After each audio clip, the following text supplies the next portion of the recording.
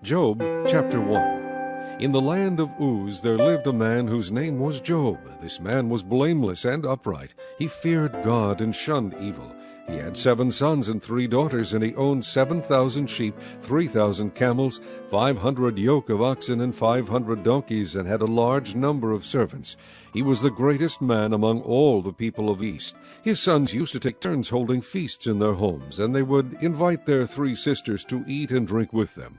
When a period of feasting had run its course, Job would send and have them purified. Early in the morning he would sacrifice a burnt offering for each of them, thinking, "Perhaps my children have sinned and cursed God in their hearts." This was Job's regular custom. One day the angels came to present themselves before the Lord, and Satan also came with them. The Lord said to Satan, "Where have you come from?" Satan answered the Lord, "From roaming through the earth and going back and forth in it." Then the Lord said to Satan, "Have you considered my servant Job? There is no one on earth like him. He is blameless and upright, a man who fears God and shuns evil." "Does Job fear God for nothing?" Satan replied, "Have you not put a hedge around him and his household and everything he has? You have blessed the work of his hands, so that his flocks and herds are spread throughout the land. But stretch out your hand and strike everything he has, and he will surely curse you to your face." The Lord said to Satan, "Very well, then, everything he has is in your hands, but on the man himself do not lay a finger." Then Satan went out from the presence of the Lord. One day when Job's sons and daughters were feasting and drinking wine at the oldest brother's house, a messenger came to Job and said, "The oxen were plowing and the donkeys were grazing nearby, and the Sabeans attacked and carried them off. They put the servants to the sword, and I am the only one who has escaped to tell you." While he was still speaking, another messenger came and said, "The fire of God fell from the sky and burned up the sheep and the servants, and I am the only one who has escaped to tell you." While he was still speaking, another messenger came and said, "Libyans formed 3 raiding parties and swept down on your camels and carried them off. They put the servants to the sword, and I am the only one who has escaped to tell you." While he was still speaking, yet another messenger came and said, "Your sons and daughters were feasting and drinking wine at the oldest brother's house when suddenly a mighty wind swept in from the desert and struck the 4 corners of the house. It collapsed on them and they are dead, and I am the only one who has escaped to tell you." At this Job got up and tore his robe and shaved his head. Then he fell to the ground in worship and said, "Naked I came from my mother's womb, and naked I will depart. The Lord gave, and the Lord has taken away. May the name of the Lord be praised." In all this, Job did not sin by charging God with wrongdoing. Chapter 2. On another day the angels came to present themselves before the Lord, and Satan also came with them to present himself before him. And the Lord said to Satan, "Where have you come from?" Satan answered the Lord, "From roaming through the earth and going back and forth in it." Then the Lord said to Satan, "Have you considered my servant Job? There is no one on earth like him. He is blameless and upright, a man who fears God and shuns evil, and he still maintains his integrity, though you incited me against him to ruin him without any reason." "Skin for skin." Satan replied, "A man will give all he has for his own life, but stretch out your hand and strike his flesh and bones, and he will surely curse you to your face." The Lord said to Satan, "Very well, then, he is in your hands, but you must spare his life." So Satan went out from the presence of the Lord, and afflicted Job with painful sores from the soles of his feet to the top of his head. Then Job took a piece of brokery and scraped himself with it as he sat among the ashes. His wife said to him, "Are you still holding on to your integrity? Curse God and die." He replied, "You are talking like a foolish woman. Shall we accept good from God and not trouble?" In all this Job did not sin in what he said.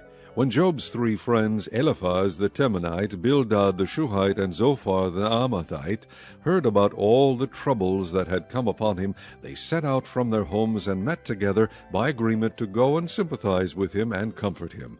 When they saw him from a distance, they could hardly recognize him. They began to weep aloud, and they tore their robes and sprinkled dust on their heads. Then they sat on the ground with him for 7 days and 7 nights. No one said a word to him, because they saw how great his suffering was. Chapter 3. After this, Job opened his mouth and cursed the day of his birth. He said, May the day of my birth perish, and the night it was said, A boy is born. That day may it turn to darkness. May God above not care about it. May no light shine upon it. May darkness and deep shadow claim it once more. May a cloud settle over it. May blackness overwhelm its light. That night may thick darkness seize it. May it not be included among the days of the year, nor entered in any of the months. May that night be barren. May no shout of joy be heard in it. May those who curse days curse that day. Those who are ready to rouse Leviathan.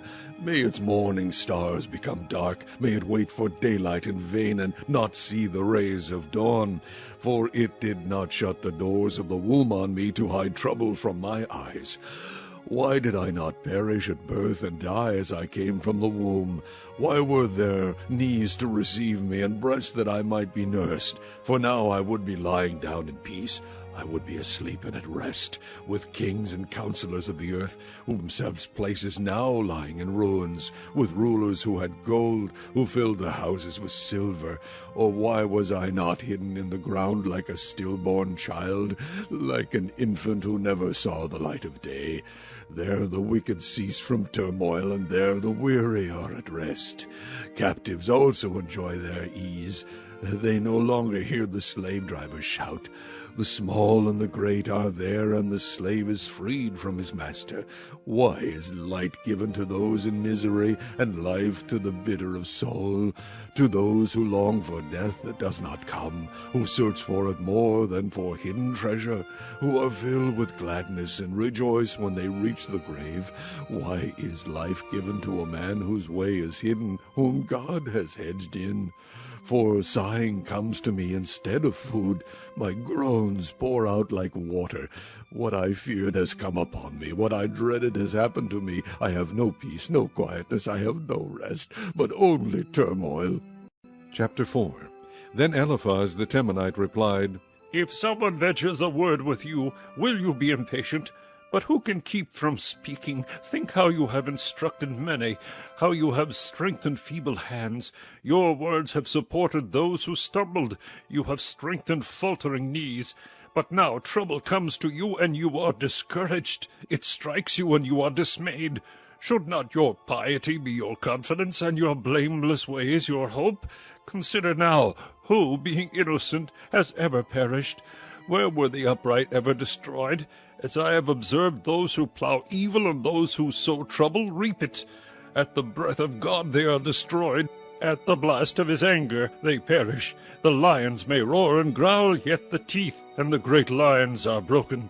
The lion perishes for lack of prey, and the cubs are scattered. A word was secretly brought to me. My ears caught a whisper, disquieting dreams in the night. When deep sleep falls on men, fear and trembling seized me and made all my bones shake.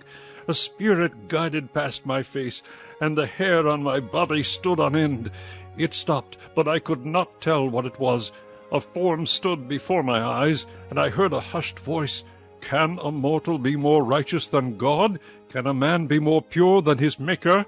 If God places no trust in his servants, if he charges his angels with error, how much more those who live in houses of clay, whose foundations are in the dust, who are crushed more readily than a moth. Between dawn and dusk they are broken to pieces. Unnoticed they perish forever. Are not the cords of their tent pulled up, so that they die without wisdom?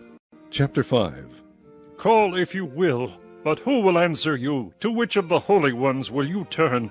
Resentment kills a fool, and envy slays the simple. I myself have seen a fool taking root, but suddenly his house was cursed. His children are far from safety, crushed in court without a defender. The hungry consume his harvest, taking it even from among thorns, and the thirsty pant after his wealth.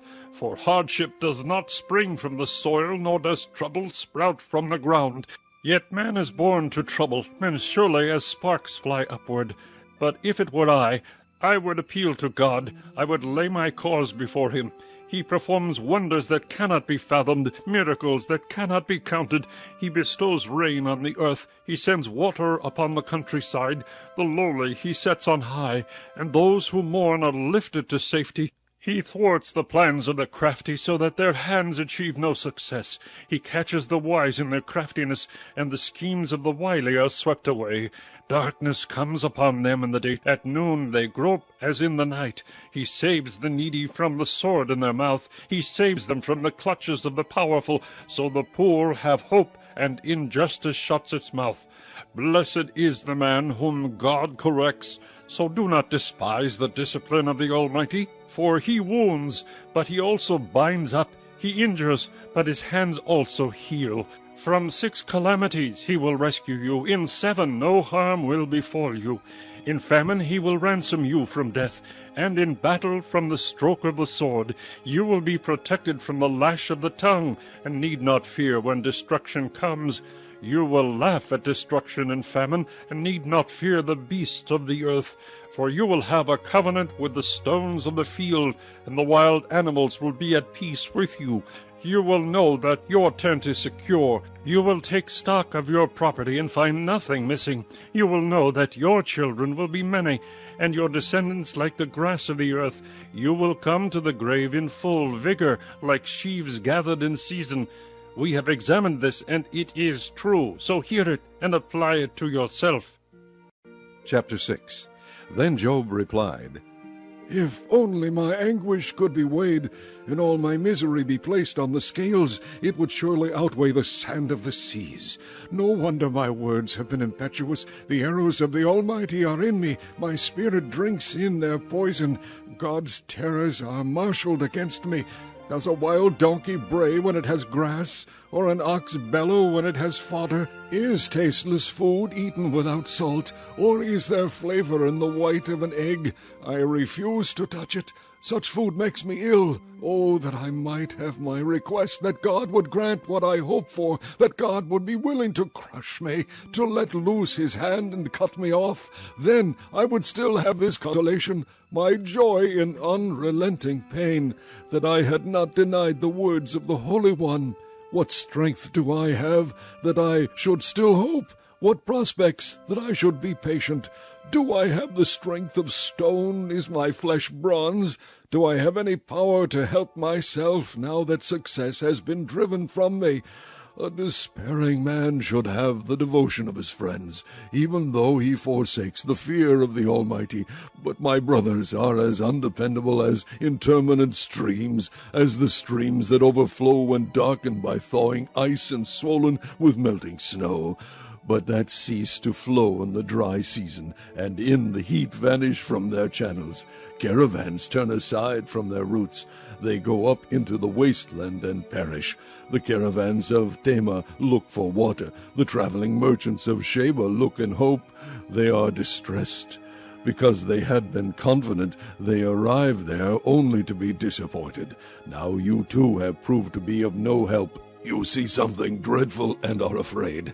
Have I ever said, give something on my behalf, pay a ransom for me from your wealth, deliver me from the hand of the enemy, ransom me from the clutches of the ruthless?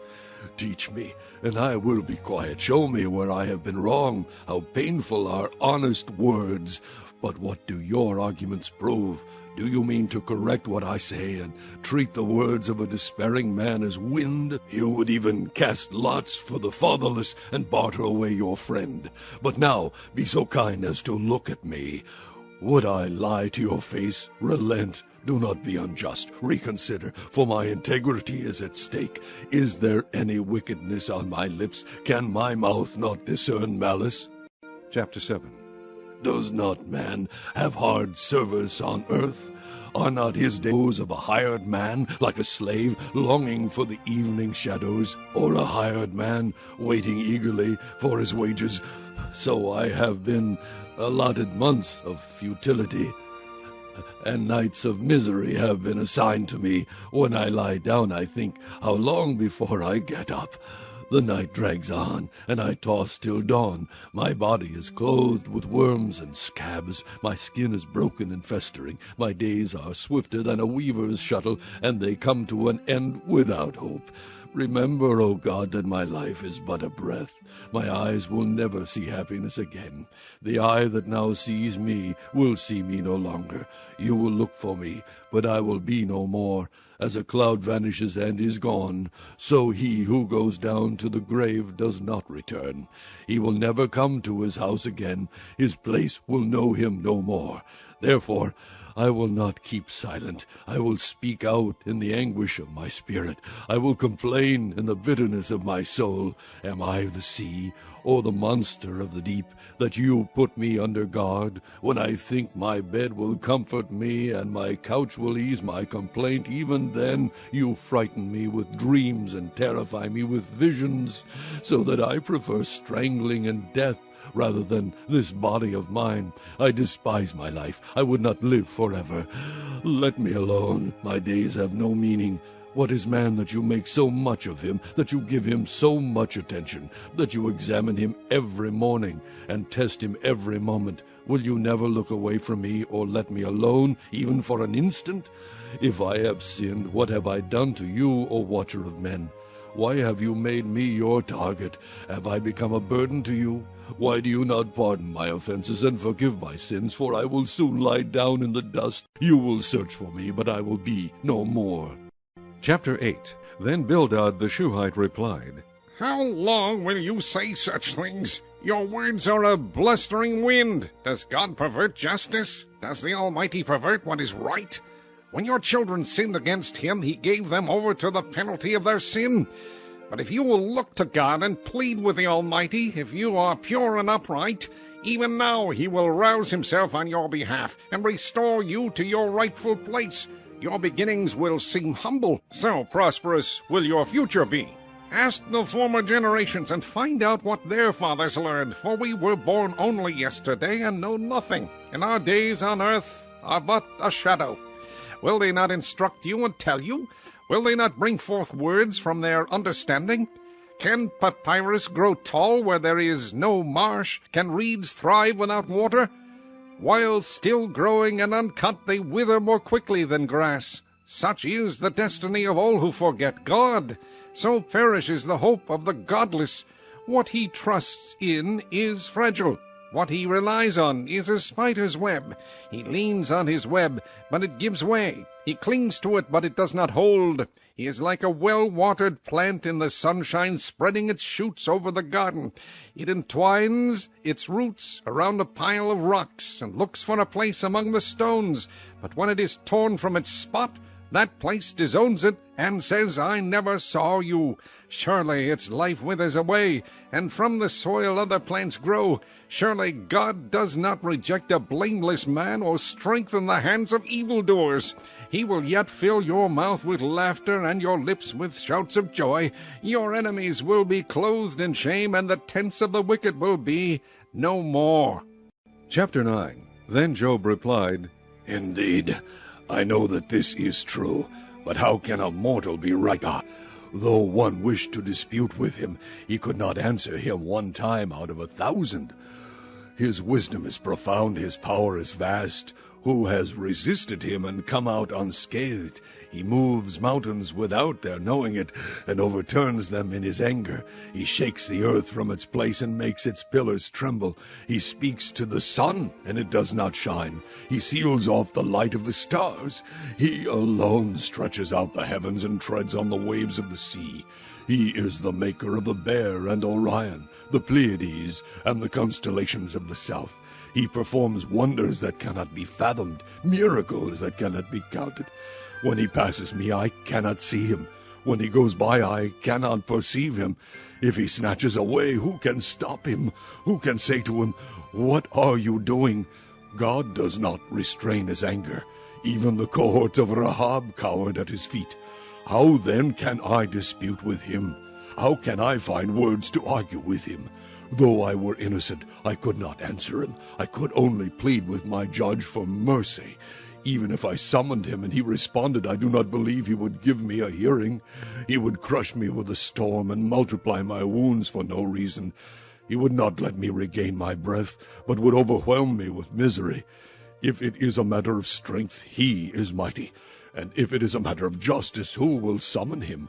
Even if I were innocent, my mouth would condemn me. If I were blameless, it would pronounce me guilty. Although I am blameless, I have no concern for myself. I despise my own life. It is all the same. That is why I say, he destroys both the blameless and the wicked. When a scourge brings sudden death, he mocks the despair of the innocent. When a land falls into the hands of the wicked, he blindfolds its judges. If it is not he, then who is it? His are swifter than a runner. They fly away without a glimpse of joy. They skim past like boats of papyrus, like eagles swooping down on their prey.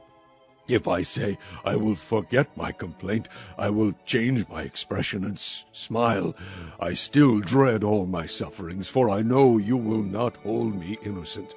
Since I am already found guilty, why should I struggle in vain? Even if I washed myself with soap and my hands with washing soda, you would plunge me into a slime pit so that even my clothes would detest me. He is not a man like me that I might answer him, that we might confront each other in court. If only there were someone to arbitrate between us, to lay his hand upon us both, someone to remove God's rod from me, so that his terror would frighten me no more. Then I would speak up without fear of him, but as it now stands with me, I cannot. Chapter 10. I loathe my very life. Therefore I will give free rein to my complaint and speak out in the bitterness of my soul. I will say to God, do not condemn me, but tell me what charges you have against me. Does it please you to oppress me, to spurn the work of your hands, while you smile on the schemes of the wicked? Do you have eyes of flesh? Do you see as a mortal sees? Are your days like those of a mortal, or your years like those of a man, that you must search out my faults and probe after my sin? Though you know that I am not guilty, and that no one can rescue me from your hand shaped me and made me. Will you now turn and destroy me? Remember that you molded me like clay. Will you now turn me to dust again? Did you not pour me out like milk and curdle me like cheese, clothe me with skin and flesh, and knit me together with bones and sinews? You gave me life and showed me kindness, and in your providence watched spirit. But this is what you concealed in your heart, and I know that this was in your mind. If I sinned, you would be watching me and would not let my offense go unpunished. If I am guilty, woe to me. Even if I am innocent, I cannot lift my head, for I am full of shame and drowned in my affliction. If I hold my head high, you stalk me like a lion, and again display your awesome power against me. You bring new witnesses against me, and increase your anger toward me. Your forces come against me wave upon wave. Why then did you bring me out of the womb? I wish I had died before any eye saw me. If only I had never come into being, or had been carried straight from the womb to the grave. Are not my few days almost over? Turn away from me so I can have a moment's joy, before I go to the place of no return, to the land of gloom and deep shadow, to the land of deepest night, of deep shadow and disorder, where even the light is like darkness. Chapter 11. Then Zophar the Naamathite replied, Are all these words to go unanswered? Is this talker to be vindicated? Will your idle talk reduce men to silence? Will no one rebuke you when you mock? You say to God, my beliefs are flawless and I am pure in your sight. Oh, how I wish that God would speak, that he would open his lips against you and disclose to you the secrets of wisdom. For true wisdom has two sides. Know this, God has even forgotten some of your sin. Can you fathom the mysteries of God? Can you probe the limits of the Almighty? They are higher than the heavens. What can you do? They are deeper than the depths of the grave. What can you know? Their measure is longer than the earth and wider than the sea. If he comes along and confines you in prison and convenes a court, who can oppose him? Surely he recognizes men, and when he sees evil, does he not take note? But a witless man can no more become wise than a wild donkey's colt can be born a man. Yet if you devote your heart to him, and stretch out your hands to him, if you put away the sin that is in your hand, and allow no evil to dwell in your tent, then you will lift up your face without shame. You will stand firm and without fear. You will surely forget your trouble, recalling it only as waters gone by. Life will be brighter than noonday, and darkness will become like morning. You will be secure because there is hope. You will look about you and take your rest in safety. You will lie down with no one to make you afraid, and many will court your favor. But the eyes of the wicked will fall, and escape will elude them. Their hope will become a dying gasp. Chapter 12. Then Job replied, Doubtless you are the people, and wisdom will die with you. But I have a mind as well as you. I am not inferior to you. Who does not know all these things? I have become a laughingstock to my friends, though I called upon God, and he answered, a mere laughingstock, though righteous and blameless. Men at ease have contempt for misfortune, as the fate of those whose feet are slipping. The tents of marauders are undisturbed, and those who provoke God are secure, those who carry their God in their hands. But ask the animals, and they will teach you, or the birds of the air, and they will tell you, or speak to the earth, and it will teach you, or let the fish of the sea inform you. Which of all these does not know that the hand of the Lord has done this? In his hand is the life of every creature, and the breath of all mankind. Does not the ear test words, as the tongue tastes food? Is not wisdom found among the aged? Does not long life bring understanding? To God belong wisdom and power, counsel and understanding are his. What he tears down cannot be rebuilt. The man he imprisons cannot be released. If he holds back the waters, there is drought. If he lets them loose, they devastate the land. To him belongs strength and victory. Both deceived and deceiver are his. He leads counselors away, stripped, and makes fools of judges. He takes off the shackles put on by kings, and ties a loincloth around their waist. He leads priests away, stripped, and overthrows men long established. He silences the lips of trusted advisers, and takes away the discernment of elders. He pours contempt on nobles, and disarms the mighty. He reveals the deep things of darkness, and brings deep shadows into the light. He makes nations great, and destroys them. He enlarges nations and disperses them. He deprives the leaders of the earth of their reason. He sends them wandering through a trackless waste. They grope in darkness with no light. He makes them stagger like drunkards. Chapter 13. My eyes have seen all this. My ears have heard and understood it.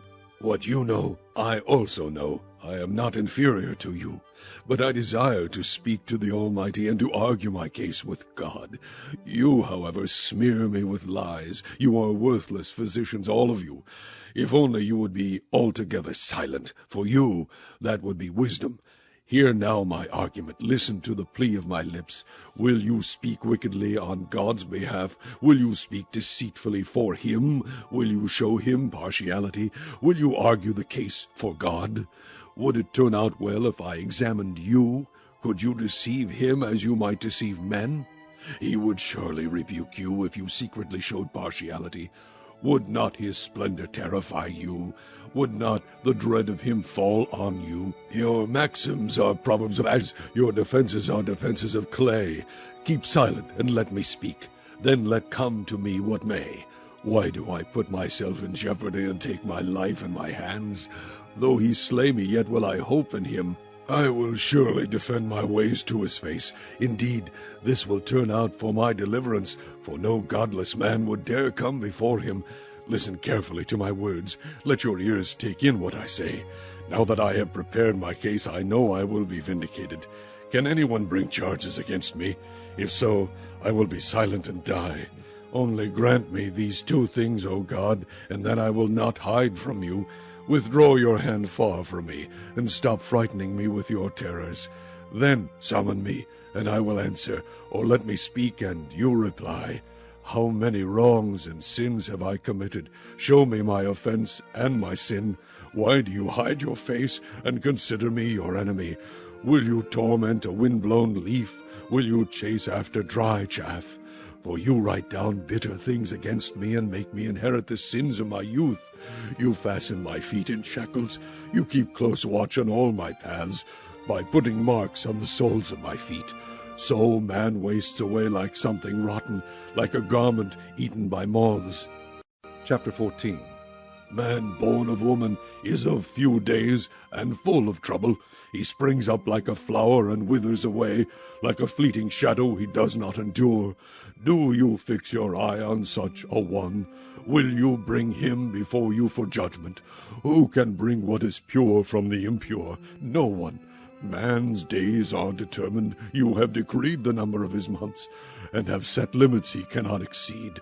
So look away from him, and let him alone, till he has put in his time like a hired man. At least there is hope for a tree. If it is cut down, it will sprout again, and its new shoots will not fall. Its roots may grow old in the ground, and its stump die in the soil. Yet at the scent of water it will bud, and put forth shoots like a plant. But man dies, and is laid low. He breathes his last, and is no more. As water disappears from the sea, or a riverbed becomes parched and dry, so man lies down and does not rise. Till the heavens are no more, men will not awake, or be roused from their sleep. If only you would hide me in the grave, and conceal me till your anger is past. If only you would set me a time, and then remember me. If a man dies, will he live again? All the days of my hard service I will wait for my renewal to come. You will call, and I will answer you. You will long for the creature your hands have made. Surely then you will count my steps, but not keep track of my sin. My offenses will be sealed up in a bag. You will cover over my sin. But as a mountain erodes and crumbles, and as a rock is moved from its place, as water wears away stones and torrents wash away the soil, so you destroy man's hope.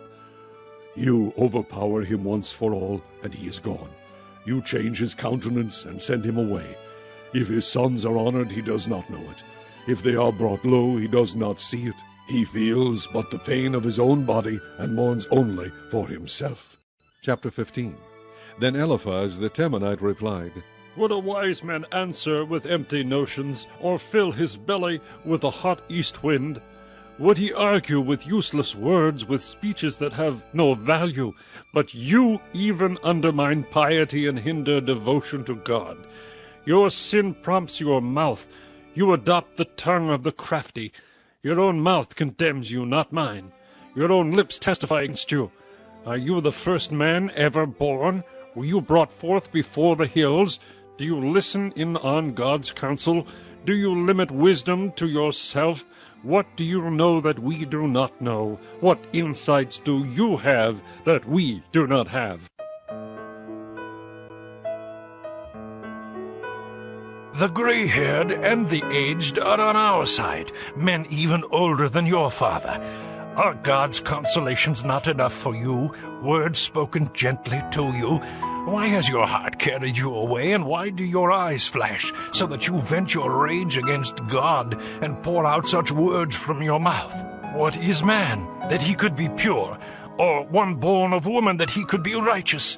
If God places no trust in his holy ones, if even the heavens are not pure in his eyes, how much less man who is vile and corrupt, who drinks up evil like water?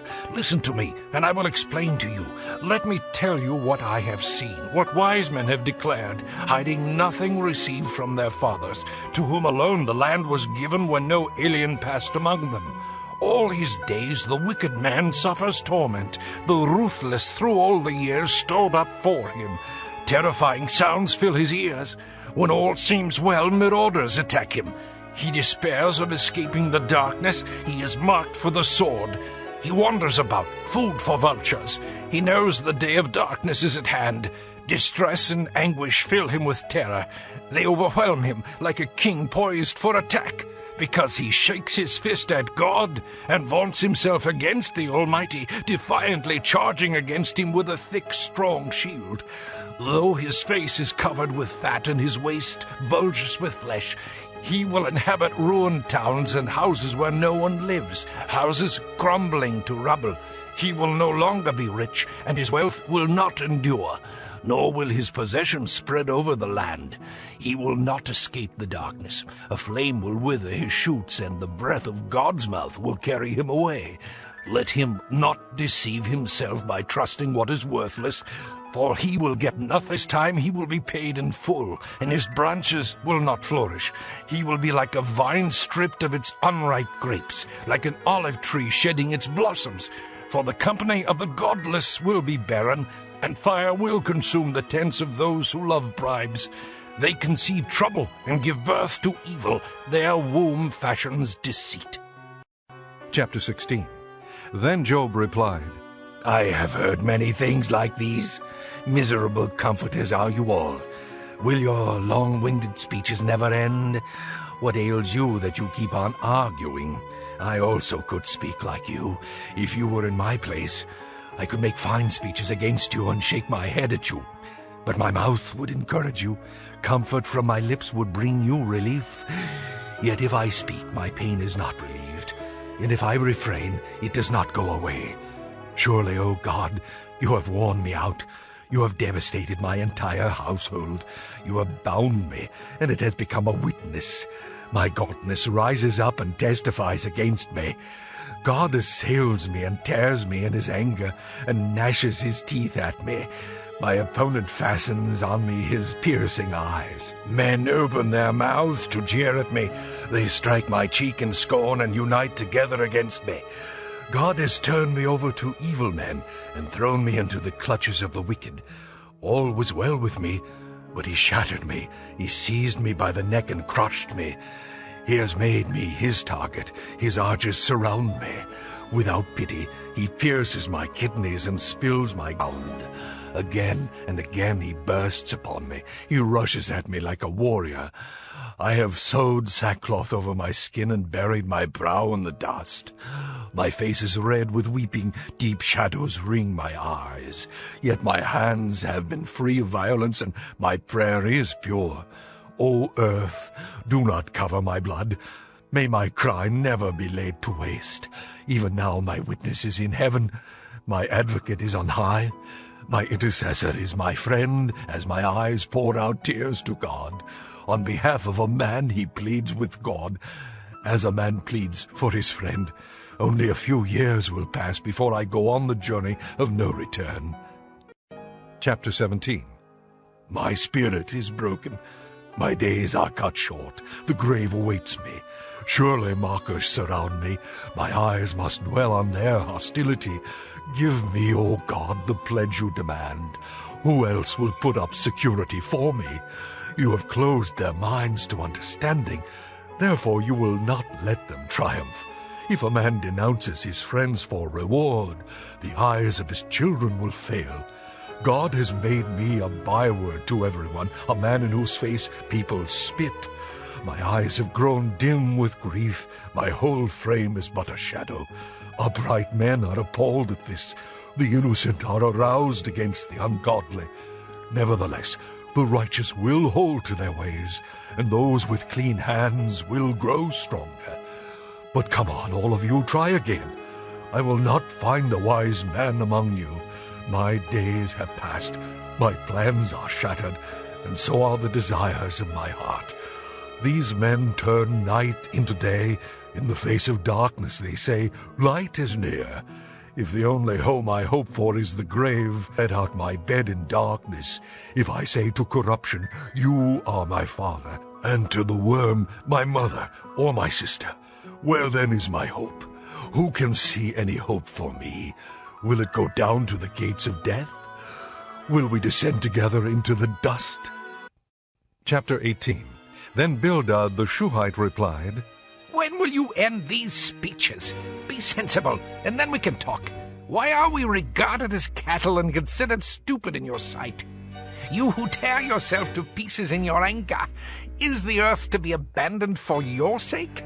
Or must the rocks be moved from their place? The lamp of the wicked is snuffed out. The flame of his fire stops burning. The light in his tent becomes dark. The lamp beside him goes out. The vigor of his step is weakened. His own schemes throw him down. His feet thrust him into a net, and he wanders into its mesh. A trap seizes him by the heel, a snare holds him fast. A noose is hidden for him on the ground. A trap lies in his path. Terrors startle him on every side and dog his every step. Calamity is hungry for him. Disaster is ready for him when he falls. It eats away parts of his skin. Death's firstborn devours his limbs. He is torn from the security of his tent and marched off to the king of terrors. Fire resides in his tent. Burning sulphur is scattered over his dwelling. His roots dry up below and his branches wither above. The memory of him perishes from the earth. He has no name in the land. He is driven from light into darkness and is banished from the world. He has no offspring or descendants among his people, no survivor where once he lived. Men of the west are appalled at his fate. Men of the east are seized with horror. Surely such is the dwelling of an evil man. Such is the place of one who knows not God.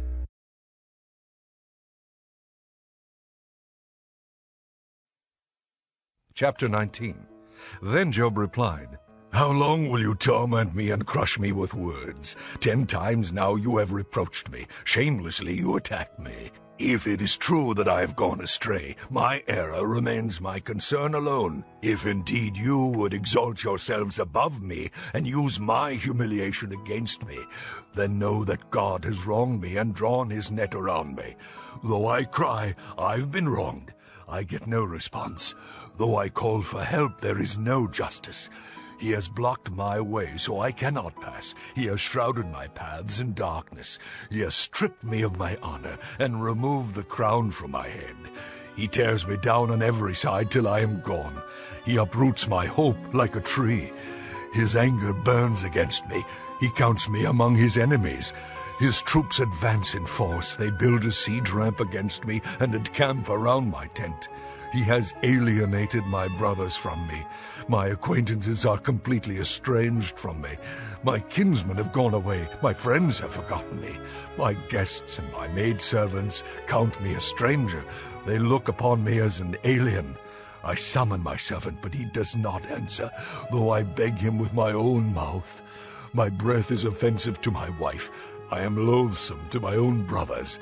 Even the little boys scorn me. When I appear, they ridicule me. All my intimate friends detest me. Those I love have turned against me. I am nothing but skin and bones. I have escaped with only the skin of my teeth. Have pity on me, my friends, have pity, for the hand of God has struck me. Why do you pursue me as God does?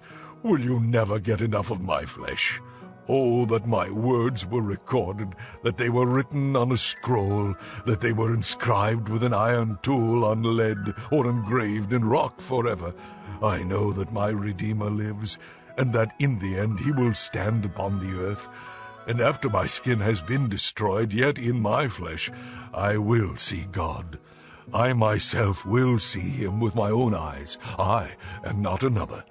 How my heart yearns within me!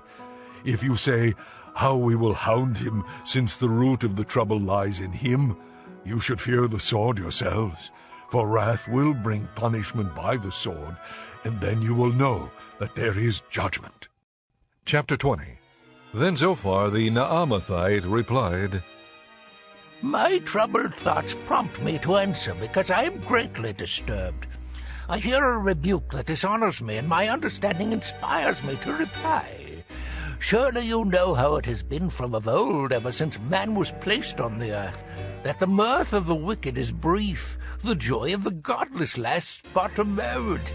Though his pride reaches to the heavens and his head touches the clouds, he will perish forever like his own dung. Those who have seen him will say, Where is he? Like a dream he flies away, no more to be found, vanished like a vision of the night. The eye that saw him will not see him again. His place will look on him no more. His children must make amends to the poor. His own hands must give back his wealth. The youthful vigor that fills his bones will lie with him in the dust. Though evil is sweet in his mouth, and he hides it under his tongue, though he cannot bear to let it go, and keeps it in his mouth, Yet his food will turn sour in his stomach. It will become the venom of serpents within him. He will spit out the riches he swallowed. God will make his stomach vomit them up. He will suck the poison of serpents. The fangs of an adder will kill him. He will not enjoy the streams, the rivers flowing with honey and cream. What he toiled for he must give back uneaten. He will not enjoy the profit from his trading, for he has oppressed the poor and left them destitute. He has seized houses he did not build. Surely he will have no respite from his craving. He cannot save himself by his treasure. Nothing is left for him to devour. His prosperity will not endure. In the midst of his plenty, distress will overtake him. The full force of misery will come upon him. When he has filled his belly, God will vent his burning anger against him and rain down his blows upon him. Though he flees from an iron weapon, a bronze-tipped arrow pierces him. He pulls it out of his back, the gleaming point out of his liver. Terrors will come over him. Total darkness lies in wait for his treasures. A fire unfanned will consume him and devour what is left in his tent. The heavens will expose his guilt. The earth will rise up against him. A flood will carry off his house, rushing waters on the day of God's wrath. Such is the fate God allots the wicked, the heritage appointed for them by God. Chapter 21. Then Job replied, Listen carefully to my words. Let this be the consolation you give me. Bear with me while I speak, and after I have spoken, mock on. Is my complaint directed to man? Why should I not be impatient? Look at me and be astonished. Clap your hand over your mouth. When I think about this, I am terrified. Trembling seizes my body. Why do the wicked live on, growing old and increasing in power? They see their children established around them, their offspring before their eyes. Their homes are safe and free from fear. The rod of God is not upon them. Their bulls never fail to breed. Their cows calve and do not miscarry. They send forth their children as a flock. Their little ones dance about. They sing to the music of tambourine and harp. They make merry to the sound of the flute. They spend their years in prosperity and go down to the grave in peace. Yet they say to God, Leave us alone. We have no desire to know your ways. Who is the Almighty that we should serve him? What would we gain by praying to him? But their prosperity is not in their own hands, so I stand aloof from the counsel of the wicked. Yet how often is the lamp of the wicked snuffed out? How often does calamity come upon them? The fate God allots in his anger. How often are they like straw before the wind, like chaff swept away by a gale? It is said, God stores up a man's punishment for his sons. Let him repay the man himself, so that he will know it. Let his own eyes see his destruction. Let him drink of the wrath of the Almighty, for what does he care about the family he leaves behind, when his allotted months come to an end? Can anyone teach knowledge to God, since he judges even the highest? One man dies in full vigor, completely secure and at ease, his body well nourished, his bones rich with marrow. Another man dies in bitterness of soul, never having enjoyed anything good. Side by side they lie in the dust, and worms cover them both. I know full well what you are thinking, the schemes by which you would wrong me. You say, Where now is the great man's house, the tents where wicked men live? Have you never questioned those who travel? Have you paid no regard to their accounts? That the evil man is spared from the day of calamity, that he is delivered from the day of wrath. Who denounces his conduct to his face? Who repays him for what he has done? He is carried to the grave, and watch is kept over his tomb. The soil in the valley is sweet to him, and all men follow after him, and a countless throng goes before him. So how can you console me with your nonsense? Nothing is left of your answers but falsehood. Chapter 22. Then Eliphaz the Temanite replied, Can a man be a benefit to God? Can even a wise man benefit him? What pleasure would it give the Almighty if you were righteous? What would he gain if your ways were blameless? It is for your piety that he rebukes you and brings charges against you. Is not your wickedness great? Are not your sins endless? You demand security from your brothers for no reason. You stripped men of their clothing, leaving them naked. You gave no water to the weary, and you withheld food from the hungry.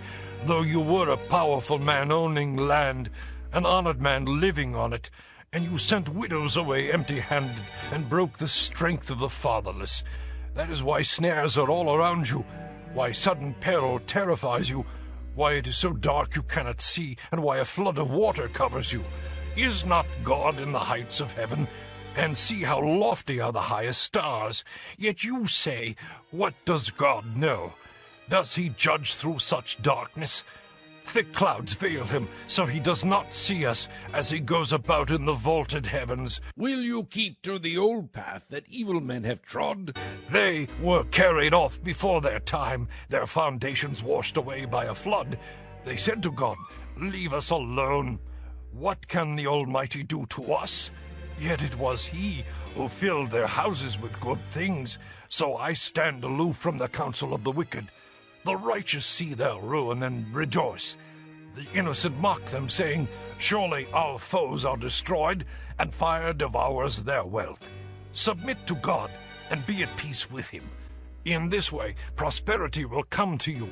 Accept instruction from his mouth, and lay up his words in your heart.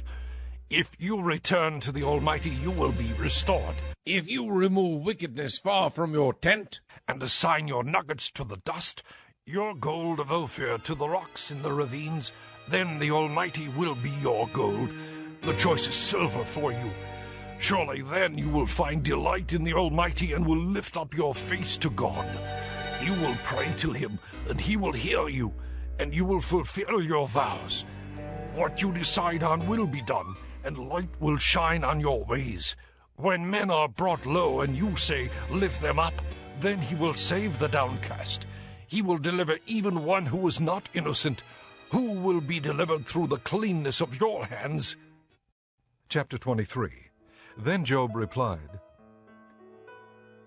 even today my complaint is bitter. His hand is heavy in spite of my groaning. If only I knew where to find him. If only I could go to his dwelling. I would state my case before him and fill my mouth with arguments. I would find out what he would answer me and consider what he would say. Would he oppose me with great power? No, he would not press charges against me. There an upright man could present his case before him, and I would be delivered forever from my judge. But if I go to the east, he is not there. If I go to the west, I do not find him. When he is at work in the north, I do not see him. When he turns to the south, I catch no glimpse of him. But he knows the way that I take. When he has tested me, I will come forth as gold. My feet have closely followed his steps. I have kept to his way without turning aside. I have not departed from the commands of his lips. I have treasured the words of his mouth more than my daily bread. But he stands alone, and who can oppose him? He does whatever he pleases. He carries out his decree against me, and many such plans he still has in store. That is why I am terrified before him. When I think of all this, I fear him. God has made my heart faint. The Almighty has terrified me. Yet I am not silenced by the darkness, by the thick darkness that covers my face. Chapter 24. Why does the Almighty not set times for judgment? Why must those who know him look in vain for such days? Men move boundary stones, they pasture flocks they have stolen. They drive away the orphan's donkey and take the widow's ox in pledge. They thrust the needy from the path and force all the poor of the land into hiding. Like wild donkeys in the desert, the poor go about their labor of foraging food. The wasteland provides food for their children. They gather fodder in the fields and glean in the vineyards of the wicked. Lacking clothes, they spend the night naked. They have nothing to cover themselves in the cold. They are drenched by mountain rains and hug the rocks for lack of shelter. The fatherless child is snatched from the breast. The infant of the poor is seized for a debt. Lacking clothes, they go about naked. They carry the sheaves, but still go hungry. They crush olives among the terraces. They tread the winepresses, yet suffer thirst.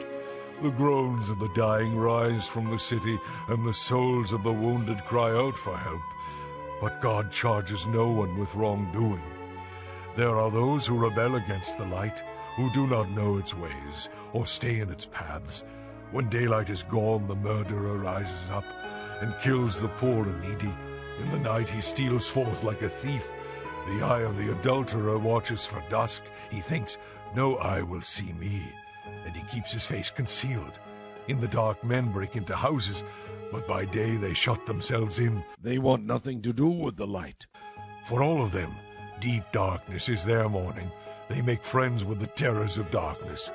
Yet they are foam on the surface of the water. Their portion of the land is cursed, so that no one goes to the vineyards. As heat and drought snatch away the melted snow, so the grave snatches away those who have sinned. The womb forgets them, the worm feasts on them. Evil men are no longer remembered, but are broken like a tree. They prey on the barren and childless woman, and to the widow show no kindness. But God drags away the mighty by his power. Though they become established, they have no assurance of life. He may let them rest in a feeling of security, but his eyes are on their ways. For a little while they are exalted, and then they are gone. They are brought low and gathered up like all others. They are cut off like heads of grain. If this is not so, who can prove me false and reduce my words to nothing? Chapter 25. Then Bildad the Shuhite replied, Dominion and awe belong to God. He establishes order in the heights of heaven. Can his forces be numbered? Upon whom does his light not rise? How then can a man be righteous before God? How can one born of woman be pure? If even the moon is not bright, and the stars are not pure in his eyes, how much less man, who is but a maggot, the son of man, who is only a worm? Chapter 26. Then Job replied, How have you helped the powerless? How have you saved the arm that is feeble? What advice you have offered to one without wisdom, and what great insight you have displayed. Who has helped you utter these words, and whose spirit spoke from your mouth? The dead are in deep anguish. Those beneath the waters are all that live in them. Death is naked before God. Destruction lies uncovered. He spreads out the northern skies over empty space. He suspends the earth over nothing. He wraps up the waters in his clouds, yet the clouds do not burst under their weight. He covers the face of the full moon, spreading his clouds over it. He marks out the horizon on the face of the waters for a boundary between light and darkness. The pillars of the heavens quake aghast at his rebuke. By his power he churned up the sea. By his wisdom he cut Rahab to pieces. By his breath the skies become fair. His hand pierced the gliding serpent, and these are but the outer fringe of his works. How faint the whisper we hear of him! Who then can understand the thunder of his power? Chapter 27. And Job continued his discourse, As surely as God lives, who has denied me justice, the Almighty, who has made me taste bitterness of soul, as long as I have life within me, the breath of God in my nostrils, my lips will not speak wickedness, and my tongue will utter no deceit. I will never admit you are in the right. Till I die, I will not deny my integrity. I will maintain my righteousness and never let go of it. My conscience will not reproach me as long as I live. May my enemies be like the wicked, my adversaries like the unjust. For what hope has the godless when he is cut off, when God takes away his life? Does God listen to his cry when distress comes upon him? Will he find delight in the Almighty? Will he call upon God at all times? I will teach you the power of God. The ways of the Almighty I will not conceal. You have all seen this yourselves. Why then this meaningless talk? Here is the fate God allots to the wicked, the heritage a ruthless man receives from the Almighty. However many his children, their fate is the sword. His offspring will never have enough to eat. The plague will bury those who survive him, and their widows will not weep for them. Though he heaps up silver like dust and clothes like piles of clay, what he lays up the righteous will wear, and the innocent will divide his silver. The house he builds is like a moth's cocoon, like a hut made by a watchman. He lies down wealthy, but will do so no more. When he opens his eyes, all is gone. Terrors overtake him like a flood. A tempest snatches him away in the night. The east wind carries him off, and he is gone. It sweeps him out of his place. It hurls itself against him without mercy. As he flees headlong from its power, it claps its hands in derision and hisses him out of his place. Chapter 28. There is a mine for silver, and a place where gold is refined. Iron is taken from the earth, and copper is smelted from ore. Man puts an end to the darkness. He searches the farthest recesses for ore in the blackest darkness. Far from where people dwell, he cuts a shaft, in places forgotten by the foot of man. Far from men he dangles and sways. The earth from which food comes is transformed below us by fire. Sapphires come from its rocks, and its dust contains nuggets of gold. No bird of prey knows that hidden path. No falcon's eye has seen it. Proud beasts do not set foot on it, and no lion prowls there. Man's hand assaults the flinty rock and lays bare the roots of the mountains. He tunnels through the rock. His eyes see all its treasures. He searches the sources of the rivers and brings hidden things to light. But where can wisdom be found? Where does understanding dwell? Man does not comprehend its worth. It cannot be found in the land of the living. The deep says, "It is not in me."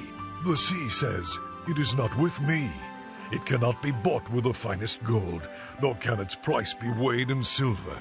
It cannot be bought with the gold of Ophir, with precious onyx or sapphires. Neither gold nor crystal can compare with it, nor can it be had for jewels of gold. Coral and jasper are not worthy of mention. The price of wisdom is beyond rubies. The topaz of Cush cannot compare with it. It cannot be bought with pure gold. Where then does wisdom come from? Where does understanding dwell? It is hidden from the eyes of every living thing, concealed even from the birds of the air. Destruction and death say, "Only a rumor of it has reached our ears." God understands the way to it, and he alone knows where it dwells. For he views the ends of the earth and sees everything under the heavens. When he established the force of the wind and measured out the waters, when he made a decree for the rain and a path for the thunderstorm, then he looked at wisdom and appraised it. He confirmed it and tested it. And he said to man, "The fear of the Lord, that is wisdom, and to shun evil is understanding." Chapter 29. Job continued his discourse. How I long for the months gone by, for the days when God watched over me, when his lamp shone upon my head, and by his light I walked through darkness. Oh, for the days when I was in my prime, when God's intimate friendship blessed my house, when the Almighty was still with me, and my children were around me, when my path was drenched with cream, and the rock poured out for me streams of olive oil, when I went to the gate of the city and took my seat in the public square. The young men saw me and stepped aside, and the old men rose to their feet. The chief men refrained from speaking and covered their mouths with their hands. The voices of the nobles were hushed, and their tongues stuck to the roof of their mouths. Whoever heard me spoke well of me, and those who saw me commended me, because I rescued the poor who cried for help and the fatherless who had none to assist him. The man who was dying blessed me. I made the widow's heart sing. I put on righteousness as my clothing. Justice was my robe and my turban. I was eyes to the blind and feet to the lame. I was a father to the needy. I took up the case of the stranger. I broke the fangs of the wicked and snatched the victims from their teeth. I thought, I will die in my own house. My days as numerous as the grains of sand. My roots will reach to the water, and the dew will lie all night on my branches. My glory will remain fresh in me, the bow ever new in my hand. Men listened to me expectantly, waiting in silence for my counsel. After I had spoken, they spoke no more. My words fell gently on their ears. They waited for me as for showers, and drank in my words as the spring rain. When I smiled at them, they scarcely believed it. The light of my face was precious to them. I chose the way for them and sat as their chief. I dwelt as a king among his troops. I was like one who comforts mourners. Chapter 30. But now they mock me, men younger than I, whose fathers I would have disdained to put with my sheepdogs. Of what use was the strength of their hands to me, since their vigor had gone from them? Haggard from want and hunger, they roamed the parched lands and desolate wastelands at night. In the brush they gathered salt herbs, and their food was the root of the broom tree. They were banished from their fellow men, shouted at as if they were thieves. They were forced to live in the dry stream beds among the rocks and in holes in the ground. They brayed among the bushes and huddled in the undergrowth. A base and nameless brood, they were driven out of the land. And now their sons mock me in song. I have become a byword among them. They detest me and keep their distance. They do not hesitate to spit in my face. Now that God has unstrung my bow and afflicted me, they throw off restraint in my presence. On my right the tribe attacks. They lay snares for my feet. They build their siege ramps against me. They break up my road. They succeed in destroying me without anyone's helping them. They advances through a gaping breach. Amid the ruins they come rolling in. Terrors overwhelm me. My dignity is driven away as by the wind. My safety vanishes like a cloud. And now my life ebbs away. Days of suffering grip me. Nights pierce my bones. My gnawing pains never rest. In his great power God becomes like clothing to me. He binds me like the neck of my garment. He throws me into the mud, and I am reduced to dust and ashes. I cry out to you, O God, but you do not answer. I stand up, but you merely look at me. You turn on me ruthlessly. With the might of your hand you attack me. You snatch me up and drive me before the wind. You toss me about in the storm. I know you will bring me down to death, to the place appointed for all the living. Surely no one lays a hand on a broken man when he cries for help in his distress. Have I not wept for those in trouble? Has not my soul grieved for the poor? Yet when I hoped for good, evil came.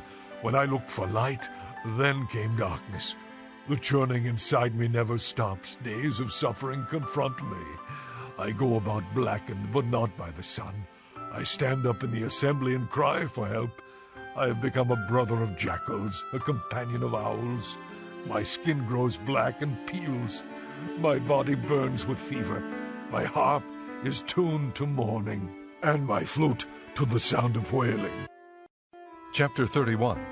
I made a covenant with my eyes, not to look lustfully at a girl. For what is man's lot from God above, his heritage from the Almighty on high? Is it not ruin for the wicked, disaster for those who do wrong? Does he not see my ways and count my every step? If I have walked in falsehood, or my foot has hurried after deceit, let God weigh me in honest scales, and he will know that I am blameless. If my steps have turned from the path, if my heart has been led by my eyes, or if my hands have been defiled, then may others eat what I have sown, and may my crops be uprooted. If my heart has been enticed by a woman, or if I have lurked at my neighbor's door, then may my wife grind another man's grain, and may other men sleep with her. For that would have been shameful, a sin to be judged. It is a fire that burns to destruction. It would have uprooted my harvest. If I have denied justice to my men-servants and maidservants when they had a grievance against me, what will I do when God confronts me? What will I answer when called to account? Did not he who made me in the womb make them? Did not the same one form us both within our mothers? If I have denied the desires of the poor, or let the eyes of the widow grow weary, if I have kept my bread to myself, not sharing it with the fatherless, but from my youth I reared him as would a father, and from my birth I guided the widow, if I have seen anyone perishing for lack of clothing, or a needy man without a garment, and his heart did not bless me, for warming him with the fleece from my sheep, if I have raised my hand against the fatherless, knowing that I had influence in court, then let my arm fall from the shoulder, let it be broken off at the joint. For I dreaded destruction from God, and for fear of his splendor I could not do such things. If I have put my trust in gold, or said to pure gold, you are my security, if I have rejoiced over my great wealth, the fortune my hands had gained, If I have regarded the sun in its radiance or the moon moving in splendor, so that my heart was secretly enticed, and my hand offered them a kiss of homage, then these also would be sins to be judged, for I would have been unfaithful to God on high. If I have rejoiced at my enemy's misfortune, or gloated over the trouble that came to him, I have not allowed my mouth to sin by invoking a curse against his life. If the men of my household have never said, Who has not had his full of Job's meat? But no stranger had to spend the night in the street, for my door was always open to the traveler. If I have concealed my sin as men do, by hiding my guilt in my heart, because I so feared the crowd and so dreaded the contempt of the clans, that I kept silent and would not go outside. Oh, that I had someone to hear me! I sign now my defense. Let the Almighty answer me. Let my accuser put his indictment in writing. Surely I would wear it on my shoulder. I would put it on like a crown. I would give him an account of my every step. Like a prince I would approach him.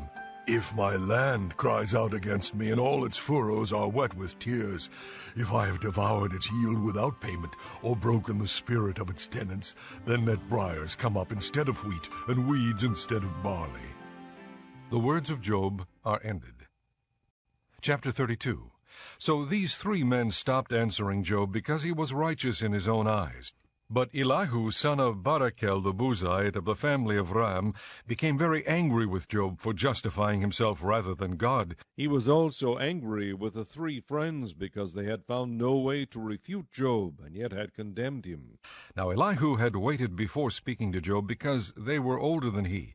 But when he saw that the 3 men had nothing more to say, his anger was aroused. So Elihu, son of Barachel the Buzite, said, I am young in years, and you are old. That is why I was fearful, not daring to tell you what I know. I thought age should speak, advanced years should teach wisdom. But it is the spirit in a man, the breath of the Almighty, that gives him understanding. It is not only the old who are wise, not only the aged who understand what is right. Therefore I say, listen to me. I too will tell you what I know. I waited while you spoke. I listened to your reasoning. While you were searching for words, I gave you my full attention. But not one of you has proved Job wrong. None of you has answered his arguments. Do not say we have found wisdom. Let God refute him, not man. But Job has not marshaled his words against me, and I will not answer him with your arguments. They are dismayed and have no more to say. Words have failed them.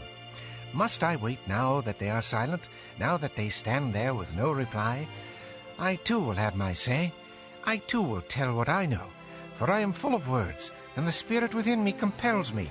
Inside I am like bottled-up wine, like new wineskins ready to burst. I must speak and find relief. I must open my lips and reply. I will show partiality to no one, nor will I flatter any man. For if I was skilled in flattery, my Maker would soon take me away. Chapter 33. But now, Job, listen to my words. Pay attention to everything I say. I am about to open my mouth. My words are on the tip of my tongue. My words come from an upright heart. My lips sincerely speak what I know. The Spirit of God has made me.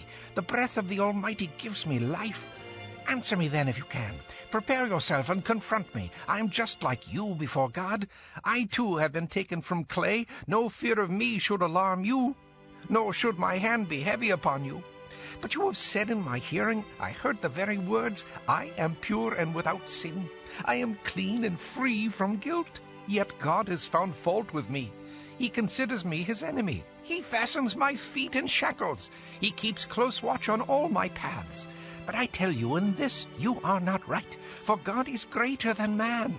Why do you complain to him that he answers none of man's words? For God does speak, now one way, now another. Though man may not perceive it, in a dream, in a vision of the night, When deep sleep falls on men as they slumber in their beds, he may speak in their ears and terrify them with warnings. to turn man from wrongdoing and keep him from pride, to preserve his soul from the pit, his life from perishing by the sword. For a man may be chastened on a bed of pain, with constant distress in his bones, so that his very being finds food repulsive, and his soul loathes the choicest meal. His flesh wastes away to nothing, and his bones, once hidden, now stick out. His soul draws near to the pit, and his life to the messengers of death. Yet if there is an angel on his side as a mediator, 1 out of 1,000 to tell a man what is right for him, to be gracious to him and say, spare him from going down to the pit. I have found a ransom for him. Then his flesh is renewed like a child's. It is restored as in the days of his youth. He prays to God and finds favor with him. He sees God's face and shouts for joy. He is restored by God to his righteous state. Then he comes to man and says, I sinned and perverted what was right, but I did not get what I deserved. He redeemed my soul from going down to the pit, and I will live to enjoy the light. God does all these things to a man twice, even 3 times, to turn back his soul from the pit, that the light of life may shine on him. Pay attention, Job, and listen to me. Be silent, and I will speak.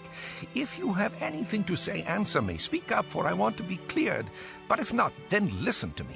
Be silent, and I will teach you wisdom. Chapter 34. Then Elihu said, Hear my words, you wise men. Listen to me, you men of learning, for the ear tests words as the tongue tastes food. Let us discern for ourselves what is right. Let us learn together what is good. Job says, I am innocent, but God denies me justice. Although I am right, I am considered a liar.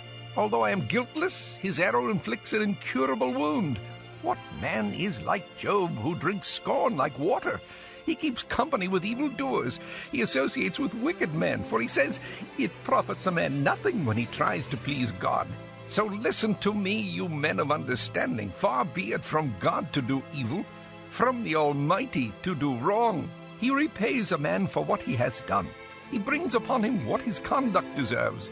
It is unthinkable that God would do wrong, that the Almighty would pervert justice. Who appointed him over the earth? Who put him in charge of the whole world? If it were his intention, and he withdrew his spirit and breath, all mankind would perish together, and man would return to the dust. If you have understanding, hear this. Listen to what I say. Can he who hates justice govern? Will you condemn the just and mighty one? Is he not the one who says to kings, you are worthless, and to nobles, you are wicked, who shows no partiality to princes, and does not favor the rich over the poor? For they are all the work of his hands. They die in an instant, in the middle of the night. The people are shaken and they pass away. The mighty are removed without human hand. His eyes are on the ways of men. He sees their every step. There is no dark place, no deep shadow where evildoers can hide. God has no need to examine men further, that they should come before him for judgment. Without inquiry he shatters the mighty and sets up others in their place. Because he takes note of their deeds, he overthrows them in the night, and they are crushed. He punishes them for their wickedness, where everyone can see them, because they turn from following him and have no regard for any of his ways. They cause the cry of the poor to come before him, so that he heard the cry of the needy. But if he remains silent, who can condemn him? If he hides his face, who can see him? Yet he is over man and nation alike, to keep a godless man from ruling, from laying snares for the people. Suppose a man says to God, I am guilty, but will offend no more. Teach me what I cannot see. If I have done wrong, I will not do so again. Should God then reward you on your terms? When you refuse to repent, you must decide, not I. So tell me what you know. Men of understanding declare, wise men who hear me say to me, Job speaks without knowledge, his words lack insight. Oh, that Job might be tested to the utmost for answering like a wicked man.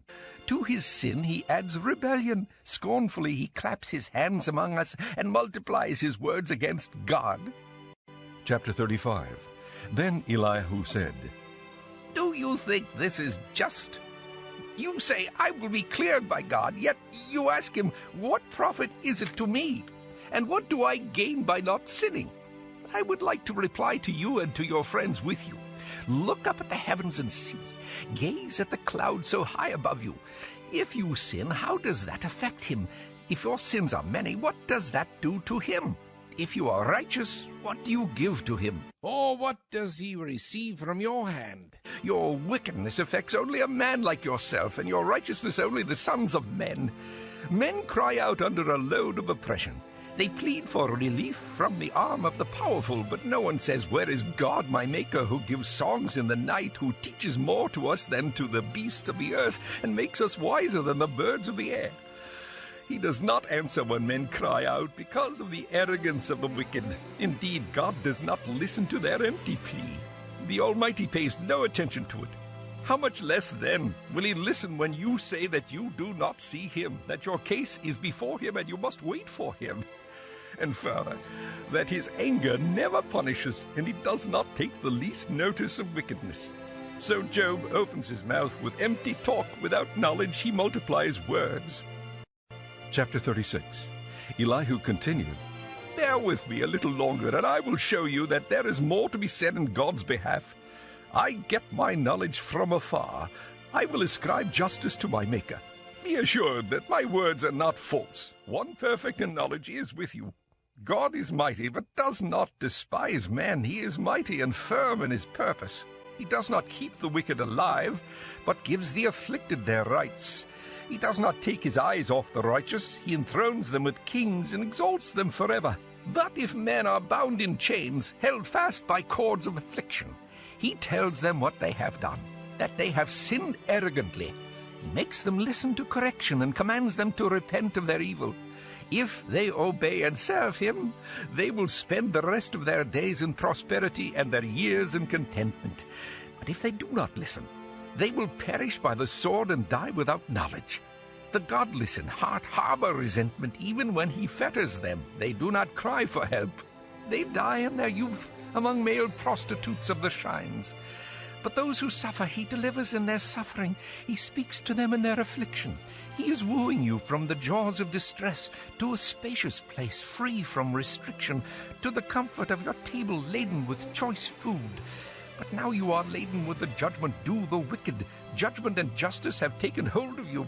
Be careful that no one entices you by riches. Do not let a large bribe turn you aside. Would your wealth or even all your mighty efforts sustain you so you would not be in distress?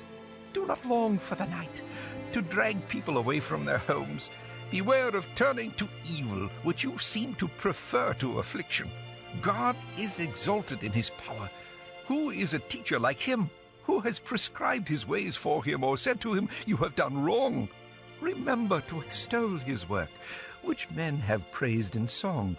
All mankind has seen it. Men gaze on it from afar. How great is God, beyond our understanding. The number of his years is past finding out. He draws up the drops of water which distill as rain to the streams. The clouds pour down their moisture, and abundant showers fall on mankind. Who can understand how he spreads out the clouds, how he thunders from his pavilion? See how he scatters his lightning about him, bathing the depths of the sea. This is the way he governs the nations and provides food in abundance. He fills his hands with lightning and commands it to strike its mark. His thunder announces the coming storm. Even the cattle make known its approach. Chapter 37. At this my heart pounds and leaps from its place. Listen. Listen to the roar of his voice, to the rumbling that comes from his mouth. He unleashes his lightning beneath the whole heaven and sends it to the ends of the earth. After that comes the sound of his roar. He thunders with his majestic voice. When his voice resounds, he holds nothing back. God's voice thunders in marvelous ways. He does great things beyond our understanding. He says to the snow, "Fall on the earth," and to the rain shower, "Be a mighty downpour," so that all men he has made may know his work. He stops every man from his labor. The animals take cover. They remain in their dens. The tempest comes out from its chamber, the cold from the driving winds. The breath of God produces ice, and the broad waters become frozen. He loads the clouds with moisture. He scatters his lightning through them. At his direction they swirl around over the face of the whole earth to do whatever he commands them. He brings the clouds to punish men, or to water his earth and show his love. Listen to this, Job. Stop and consider God's wonders. Do you know how God controls the clouds and makes his lightning flash? Do you know how the clouds hang poised, those wonders of him who is perfect in knowledge? You who swelter in your clothes when the land lies hushed under the south wind, can you join him in spreading out the skies, hard as a mirror of cast bronze? Tell us what we should say to him. We cannot draw up our case because of our darkness. Should he be told that I want to speak? Would any man ask to be swallowed up? Now no one can look at the sun bright as it is in the skies after the wind has swept them clean. Out of the north he comes in golden splendor.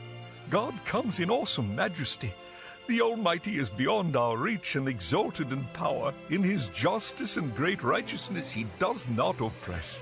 Therefore men revere him, for he does not have regard for all the wise in heart. Chapter 38. Then the Lord answered Job out of the storm. He said, Who is this that darkens my counsel with words without knowledge? Brace yourself like a man. I will question you, and you shall answer me. Where were you when I laid the earth's foundation? Tell me if you understand. Who marked off its dimensions? Surely you know. Who stretched a measuring line across it? On what were its footings set, or who laid its cornerstone? While the morning stars sang together and all the angels shouted for joy. Who shut up the sea behind doors when it burst forth from the womb? When I made the clouds its garment and wrapped it in thick darkness?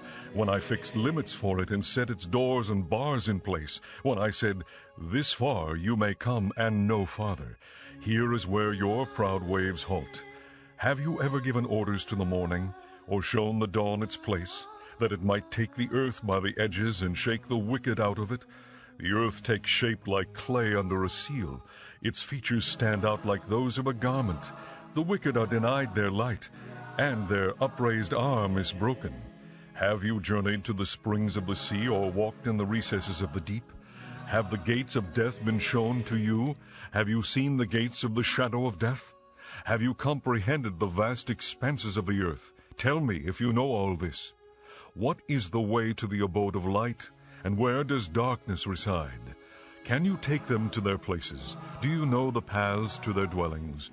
Surely you know, for you were already born, you have lived so many years. Have you entered the storehouses of the snow, or seen the storehouses of the hail, which I reserve for times of trouble, for days of war and battle? What is the way to the place where the lightning is dispersed, or the place where the east winds are scattered over the earth? Who cuts a channel for the torrents of rain, and a path for the thunderstorm, to water a land where no man lives, a desert with no one in it, to satisfy a desolate wasteland, and make it sprout with grass? Does the rain have a father? Who fathers the drops of dew? From whose womb comes the ice? Who gives birth to the frost from the heavens, when the waters become hard as stone, when the surface of the deep is frozen? Can you bind the beautiful Pleiades? Can you loose the cords of Orion? Can you bring forth the constellations in their seasons, or lead out the bear with its cubs? Do you know the laws of the heavens? Can you set up God's dominion over the earth? Can you raise your voice to the clouds and cover yourself with a flood of water? Do you send the lightning bolts on their way? Do they report to you, Here we are? Who endowed the heart with wisdom, or gave understanding to the mind? Who has the wisdom to count the clouds? Who can tip over the water jars of the heavens when the dust becomes hard and the clods of earth stick together? Do you hunt the prey for the lioness and satisfy the hunger of the lions when they crouch in their dens or lie in wait in a thicket? Who provides food for the raven when its young cry out to God and wander about for lack of food? Chapter 39. Do you know when the mountain goats give birth? Do you watch when the doe bears her fawn? Do you count the months till they bear? Do you know the time they give birth? They crouch down and bring forth their young. Their labor pains are ended. Their young thrive and grow strong in the wilds. They leave and do not return. Who let the wild donkey go free? Who untied his ropes? I gave him the wasteland as his home, the salt flats as his habitat. He laughs at the commotion in the town. He does not hear a driver shout. He ranges the hills for his pasture and searches for any green thing. Will the wild ox consent to serve you? Will he stay by your manger at night? Can you hold him to the furrow with a harness? Will he till the valleys behind you? Will you rely on him for his great strength? Will you leave your heavy work to him? Can you trust him to bring in your grain and gather it to your threshing floor? The wings of the ostrich flap joyfully, but they cannot compare with the pinions and feathers of the stork. She lays her eggs on the ground and lets them warm on the sand, unmindful that a foot may crush them, that some wild animal may trample them. She treats her young harshly, as if they were not hers. She cares not that her labor was in vain, for God did not endow her with wisdom, or give her a share of good sense. Yet when she spreads her feathers to run, she laughs at horse and rider.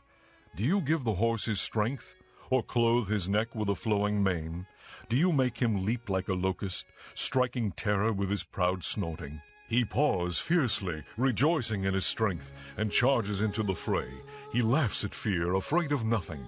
He does not shy away from the sword. The quiver rattles against his side, along with the flashing spear and lance.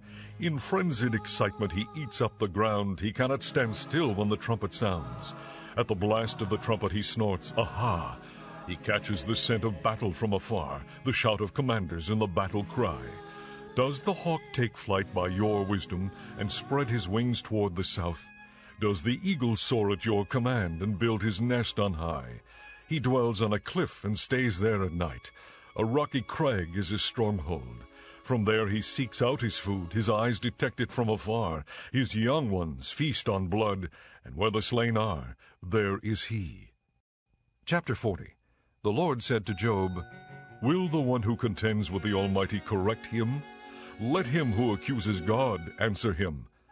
Then Job answered the Lord, I am unworthy. How can I reply to you? I put my hand over my mouth. I spoke once, but I have no answer. Twice, but I will say no more. Then the Lord spoke to Job out of the storm. Brace yourself like a man. I will question you, and you shall answer me. Would you discredit my justice? Would you condemn me to justify yourself? Do you have an arm like God's, and can your voice thunder like His? Then adorn yourself with glory and splendor, and clothe yourself in honor and majesty. Unleash the fury of your wrath. Look at every proud man and bring him low. Look at every proud man and humble him. Crush the wicked where they stand. Bury them all in the dust together. Shroud their faces in the grave. Then I myself will admit to you that your own right hand can save you. Look at the behemoth, which I made along with you, and which feeds on grass like an ox. What strength he has in his loins, what power in the muscles of his belly. His tail sways like a cedar, the sinews of his thighs are close-knit. His bones are tubes of bronze, his limbs like rods of iron. He ranks first among the works of God, yet his Maker can approach him with his sword. The hills bring him their produce, and all the wild animals play nearby. Under the lotus plant he lies, hidden among the reeds in the marsh. The lotuses conceal him in their shadow. The poplars by the stream surround him. When the river rages, he is not alarmed. He is secure, though the Jordan should surge against his mouth. Can anyone capture him by the eyes, or trap him and pierce his nose? Chapter 41. Can you pull in the Leviathan with a fishhook, or tie down his tongue with a rope? Can you put a cord through his nose, or pierce his jaw with a hook? Will he keep begging you for mercy? Will he speak to you with gentle words? Will he make an agreement with you for you to take him as your slave for life? Can you make a pet of him like a bird, or put him on a leash for your girls?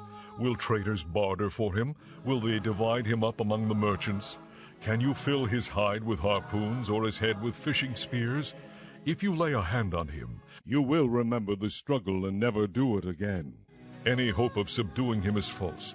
The mere sight of him is overpowering. No one is fierce enough to rouse him. Who then is able to stand against me? Who has a claim against me that I must pay? Everything under heaven belongs to me.